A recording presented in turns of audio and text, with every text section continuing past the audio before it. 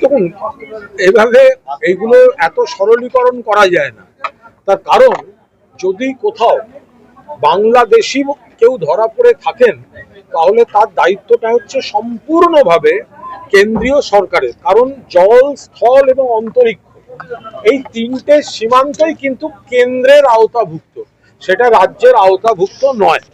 আপনারা জানেন, কিছুকাল আগে, মাস দুয়েক আগে আগরতলাতে ধরা পড়েছে রোহিঙ্গা সহ বাংলাদেশি।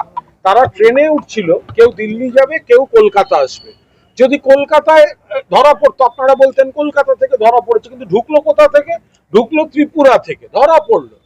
ফলে এটা সম্পূর্ণভাবে কেন্দ্রীয় সরকারের দায়িত্ব। বিএসএফ এবং অন্যান্য এজেন্সি, এটা তাদের দায়, তাদের দায়িত্ব। কেন সীমান্ত সুরক্ষিত রাখতে পারছে না? যদি কোনো বাংলাদেশি বলে কেউ ঢুকে থাকেন, তাহলে ঢুকছে কি করে? আপনারা তো আইন সংশোধন করে সীমান্ত রেখা থেকে 15 কিলোমিটার আগে ছিল, এখন আপনারা সীমান্ত থেকে 50 কিলোমিটার বিএসএফ এর আওতাভুক্ত করে নিয়েছেন। তো তাহলে ঢুকছে কি করে? আপনারা কি করছেন? এর দায় এবং দায়িত্ব সম্পূর্ণভাবে কেন্দ্রীয় সরকারের। গতকাল শুভেন্দু অধিকারী আক্রমণ করেছেন সিপিকে। আজকে সিপি বলছেন যে দুঃখজনক ঘটনা, সিসিটিভি ফুটেজ খতিয়ে দেখা হচ্ছে এবং তাতে সন্তুষ্ট নয়। আবার বলছি, গতকাল পুলিশ অভয়ার মাকে কোন রকম আঘাত করেননি, কোন পুলিশ করেনি।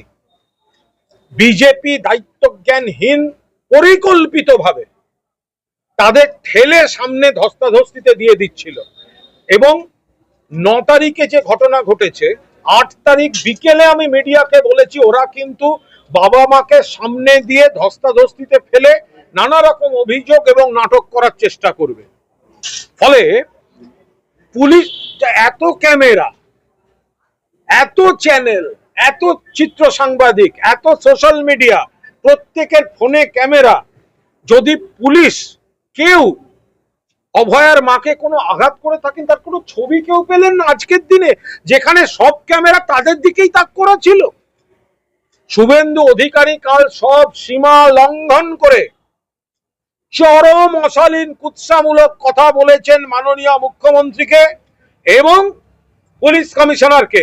এর দায় শুধু শুভেন্দু অধিকারীর নয়, এর দায় বিচারপতি মান্থারও। তিনি বারবার অন্যায় কাজে রক্ষা কবচ দিয়ে দিয়ে ওকে আরো বেপরোয়া করে তুলেছেন। জাস্টিস মান্থা, আপনি আপনার রেসপন্সিবিলিটি অস্বীকার করতে পারেন না। বারবার প্ররোচনামূলক ঘটনা ঘটিয়েছেন শুভেন্দু অধিকারী, বিভিন্ন মামলায় আপনি তাকে রক্ষা কবচ দিয়েছেন। সেই রক্ষা কবচে ব্রহ্মার বরে বলিয়ান হয়ে মহিষাসুর যেমন বড় বড় কথা বলতেন, কিন্তু শেষে দুর্গার হাতে পরাজিত হতে হয়েছিল, তেমনি মান্থার বলে বলিয়ান হয়ে মহিষাসুর রূপী বা কি রূপী আমি জানি না, শুভেন্দু অধিকারী কুৎসিততম কথাবার্তা বলেছেন। এ কথা বলা যায় না, একজন মহিলা মুখ্যমন্ত্রী, এসব কি? এটা কথা? ফলে